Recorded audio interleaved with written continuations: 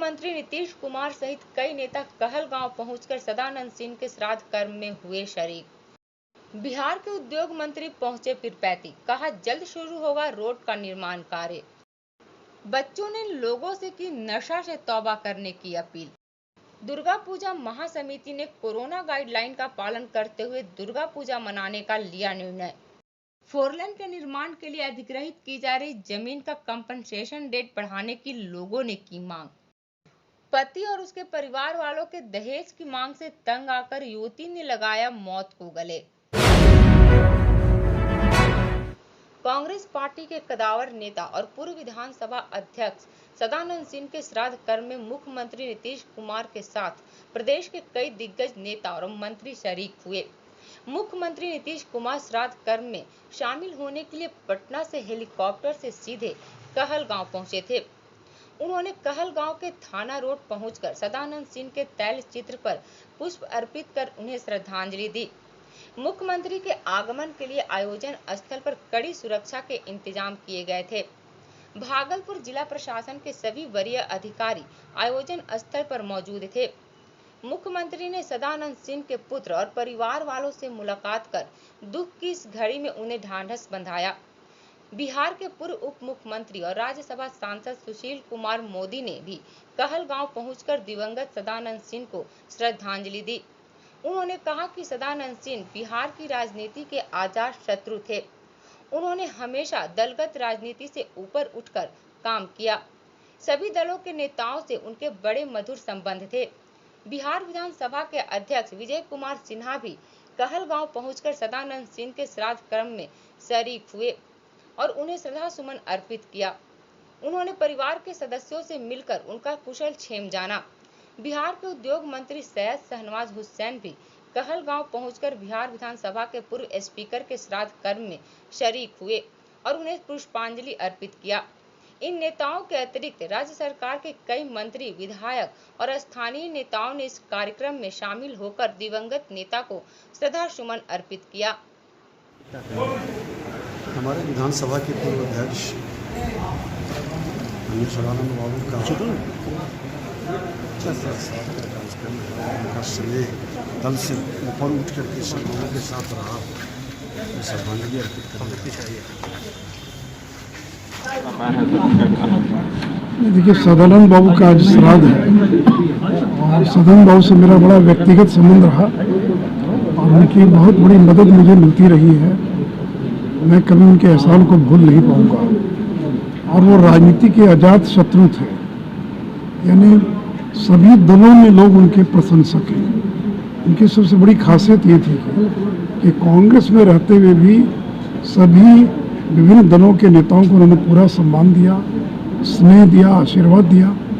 और अगर मेरे जैसे लोग भागलपुर से सांसद बने, उप मुख्यमंत्री बने, तो कहीं न कहीं इस सारे बनने में सदानंद बाबू का भी बहुत बड़ा योगदान था।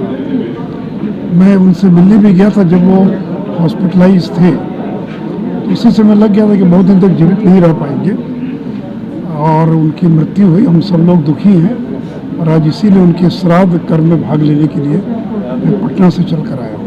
भागलपुर के धरोहर थे वो राजनीतिक, भागलपुर के बिहार के धरोहर थे और 7 बार 8 बार चुनाव जीतना कोई आसान काम नहीं है। उनकी एक इच्छा जरूर थी सांसद बनने की, लेकिन राजद के कारण वो कभी सांसद नहीं बन पाए। लालू जी नहीं चाहते थे कि वो सांसद बने, इसलिए हमेशा समझौते में किसी और को टिकट दे दिया, बाकी कर दिया। तो यानी ऐसे लोग राजनीति में बहुत विरले होते हैं। बिहार के उद्योग मंत्री का पदभार ग्रहण करने के बाद सैयद शाहनवाज हुसैन ने आज पहली बार पीरपैंती का दौरा किया।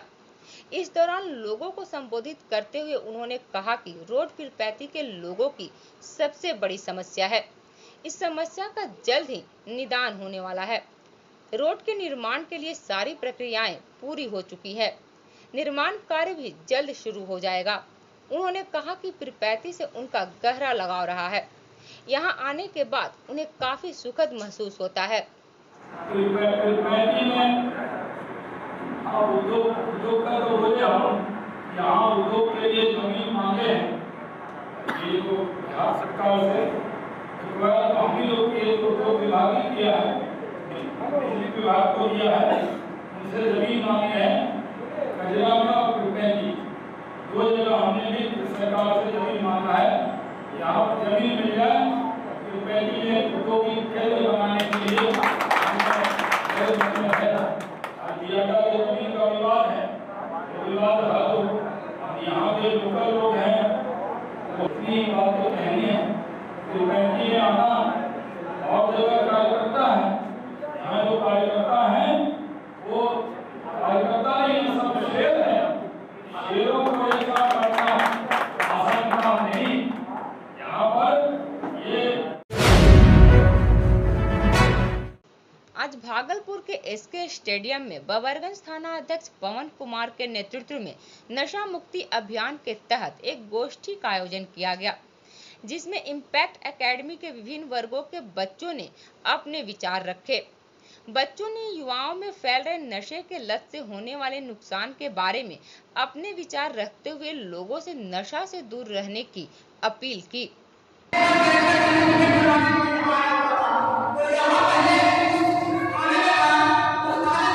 आज इसके स्टेडियम जो है उसमें एक नशा मुक्ति अभियान के तहत एक कार्यक्रम चल रहा है, जिसमें इम्पैक्ट एकेडमी के छात्र एवं छात्राओं हिस्सा ले रहे हैं।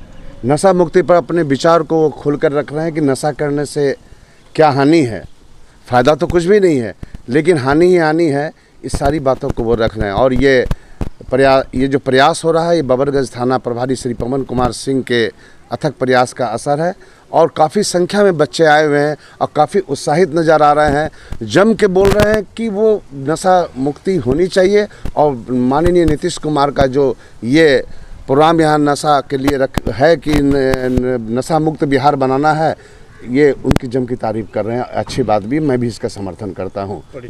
मैं राकेश रंजन केसरी सामाजिक कार्यकर्ता हूँ और कई सामाजिक कार्यक्रम से जुटा हुआ हूँ।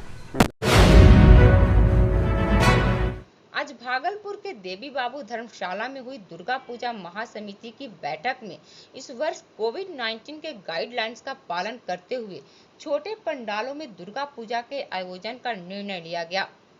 दुर्गा पूजा महासमिति के महासचिव ने कहा कि इस वर्ष कोरोना महामारी को ध्यान में रखते हुए दुर्गा पूजा मनाने का निर्णय लिया गया है। बैठक में अभय गोस्वामी, कमल जायसवाल, जय नंदन आचार्य, आनंद मिश्रा, भगवान यादव, विनय कुमार सिन्हा, तरुण घोष, कन्हैया लाल, डॉक्टर वीना यादव, मानिक पासवान, श्वेता सुमन, ब्रजेश शाह, उमा घोष, ब्रह्मदेव राय, रविंद्र भट्ट, देवाशीष बनर्जी, प्रवेश यादव, अशोक राय, सुब्रत मोइत्रा, शंकर मंडल के अलावे दर्जनों सदस्य शामिल हुए।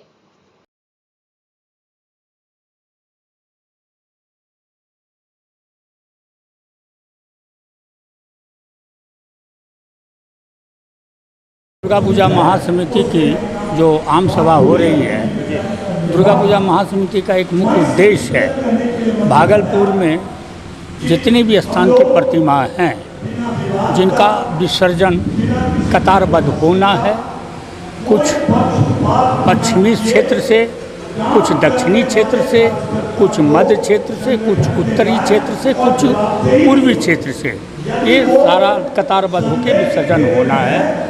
महासमिति का ये उद्देश्य है सारी समितियों का समस्या को लेना और उन समस्या का निदान करना और बढ़िया से विसर्जन हो जाए, बढ़िया से दुर्गा पूजा स्थान पर मन जाए और मेला लग जाए। ये दुर्गा पूजा महासमिति का मुख्य उद्देश्य है। हमारी माँ बहन बढ़िया से मेला को देखें, कहीं पर कोई दिक्कत नहीं है। इसके लिए जिला प्रशासन से दुर्गा पूजा महासमिति के महासचिव, अध्यक्ष एवं सारे पदाधिकारी मिलते हैं और जगह जगह का समस्या से अवगत कराते हैं और उसका निदान करवाते हैं। क्या इस बार आप लोग धूमधाम से दुर्गा पूजा मनाने जा रहे हैं? सरकार का ये गाइडलाइन आ चुका है कि सारे धार्मिक स्थल खुला रहेगा, कहीं से कोई धार्मिक स्थल पर पाबंदी नहीं है। इसलिए हम लोग ये भी बोल दिए हैं कि जितने भी स्थान हैं अपना धूमधाम। आज स्थानीय देवी और धर्मशाला में श्री 108 दुर्गा पूजा महासमिति, जो समिति से महासमिति बनती है, भागलपुर की तमाम समितियों के द्वारा महासमिति का निर्माण होता है। और आज उस महासमिति का आम सभा है। आपको पता है कि पिछले वर्षों कोरोना की आपदा को लेकर, कोविड को लेकर के पूजाएं हो तो रही थी, लेकिन कोविड प्रोटोकॉल के तहत जो गाइडलाइन था उसके द्वारा लोगों ने पूजा भी किया, प्रतिमा का भी स्थापना हुआ और विसर्जन भी हुआ। लेकिन जो मेला लगना था, जो लोगों को पूजा का आनंद लेना था, जो माँ भगवती का जो लोग आराधना करना था, उसमें आप लोगों ने देखा कि कमी आई। लेकिन इस वर्ष हम लोगों का सौभाग्य है कि सरकार के द्वारा जो पिछले दिनों गाइडलाइन आया था, उसमें यह स्पष्ट है कि किसी भी तरह का धार्मिक, राजनीतिक, सामाजिक या सांस्कृतिक कार्यक्रम पर पूरी तरह से छूट है। उसके तहत आज शहर के लोग उत्साहित हुए हैं और पूजा की तैयारी कर रहे हैं। उसी मोकामा से मिर्जा चौकी के बीच प्रस्तावित 4 लेन के निर्माण के लिए किए जा रहे भूमि अधिग्रहण के एवज में सरकार द्वारा फिक्स की गई कंपनसेशन की राशि को कोरियाचक पंचायत के निवासियों ने नाकाफी बताते हुए इसे बाजार भाव के अनुसार तय करने की मांग की है। लोगों का कहना है कि गांव की जमीन पूर्णतः व्यावसायिक है। उनकी व्यावसायिक जमीन सड़क के निर्माण में चली जाएगी, जिससे कई लोग बेरोजगार हो जाएंगे। उन्होंने जमीन अधिग्रहण के लिए तय की गई वर्तमान दर का विरोध करते हुए उसे बढ़ाए जाने की मांग की है। कसमन्ना पंचायत का पैक्स अध्यक्ष भी हूँ। आप लोग अभी किस चीज़ के लिए प्रदर्शन कर रहे हैं? अभी हम लोग सरकार द्वारा जो ज़मीन अधिग्रहण किया जा रहा है NHI द्वारा 4 लेन के लिए, उसमें हम कोरियाचक मौजा के सभी किसानों की जो भी ज़मीन जा रही है वो पूर्णतः व्यावसायिक है, जिसका मुआवजा NHI के द्वारा, भू-अर्जन विभाग के द्वारा बहुत ही कम दिया जा रहा है। आप लोग की मांग क्या है? हम लोग की मांग यही है सर कि हम लोग चाहते हैं, चूँकि यहाँ ये जो गांव है, ये जो मौजा है कोरियाचक, ये हरिजन, आदिवासी, पिछड़े, सामान्य सभी वर्ग के लोगों का गांव है। 4 लेन बनने से, इस मौजा के होकर के 4 लेन बनने से हमारे गांव के जितने भी हरिजन, आदिवासी भाई, पिछड़े भाई, हम लोग जितने भी व्यक्तिगत रूप से किसान सदस्य हैं, सबका घर भी जा रहा है। और सरकार से यह हम लोग मांग करते हैं कि हम सभी को पुनर्वास की व्यवस्था की जाए। हम सभी को कम से कम 25 लाख रुपए ज़मीन के दर से या फिर बाजार भाव के मतलब 4 गुना दर से मुआवजा दिया जाए। होता क्या है कि हम लोग जितने भी किसान बंधु हैं, ये जो अभी हम लोग NH पर बसे हुए हैं, ये ज़मीन 4 लेन द्वारा अधिग्रहण किए जाने से हमारा व्यवसाय भी ख़त्म हो जाएगा। हमारा व्यवसाय जो ख़त्म होगा तो बेरोजगारी की भयंकर समस्या हम लोगों के यहाँ उत्पन्न हो जाएगी। इसलिए सरकार से हम यह भी मांग करते हैं कि जितने भी हमारे रैयत भाई के ज़मीन को अधिग्रहण किया जा रहा है, उनके परिवार से प्रत्येक एक व्यक्ति को सरकारी नौकरी भी दी जाए। भागलपुर शहर के हबीबपुर थाना क्षेत्र के मोमिन टोला की रहने वाली एक युवती ने दहेज लोभी पति और उसके परिवार वालों की प्रताड़ना से तंग आकर अपनी जीवन लीला ही समाप्त कर ली। मृतका बीवी निशी के पिता सलाम अंसारी ने बताया कि उनकी बेटी की 2 वर्ष पूर्व कोर्ट मैरिज हुई थी। उनकी बेटी बीवी निशी और उनके पड़ोसी मोहम्मद रबानी के पुत्र शाहरुख ने प्रेम विवाह किया था, लेकिन दहेज नहीं मिलने के कारण शाहरुख और उनके घर वालों ने बेटी को मायके में ही छोड़ दिया था। मृतका के पिता सलाम अंसारी ने कहा कि दहेज के लिए पति और ससुराल वालों की प्रताड़ना से तंग आकर उनकी बेटी ने मौत को गले लगा लिया। घटना की जानकारी पाकर मौके पर पहुंची हबीबपुर थाना की पुलिस ने मृतका के शव को कब्जे में लेकर पोस्टमार्टम के लिए भेजने के साथ ही मामले की जांच शुरू कर दी है। क्या नाम है आपका? मोहम्मद सलाम। क्या मामला हुआ? मामला ये हुआ है कि रात में जो है फ़ोन पर बात हो रहा था, मेरी बच्ची रो रही थी। उधर से जो है तो बोला कि हमको इतना रुपया चाहिए, नहीं दोगी तो तुमको मरना, हम मर जाओ, हम शादी नहीं करेंगे तुमसे। क्या नाम हुआ आपकी बेटी का? बेटी का नाम है निशी, पिता का नाम? पिता का नाम मोहम्मद सलाम। क्या मामला, अंदर मामला क्या था पूरा? मामला दहेज का था। क्या? हमको 1.5 लाख चाहिए और सोना चाहिए, 98 भर सोना चाहिए, फ्रिज चाहिए, 20,000 का डिमांड पलंग चाहिए, तब हम विदागी ले जाएंगे। नहीं शादी तो कब नहीं। हुई थी? शादी होने से 2 साल हो गया। क्या शादी कहाँ किया था ये लोग? शादी कोर्ट मैरिज हुआ है। अच्छा, क्या नाम है लड़के का? लड़के का नाम मोहम्मद शाहरुख, पिता का नाम? पिता का नाम मोहम्मद रब्बानी, घर? घर हबीपुर मोमिन टोला। आप लोग को पता था कि शादी हुआ है? जी हाँ, और लड़के वाले को भी पता था कि शादी हुआ है। उसी कारण फांसी लगाया? हाँ जी हाँ।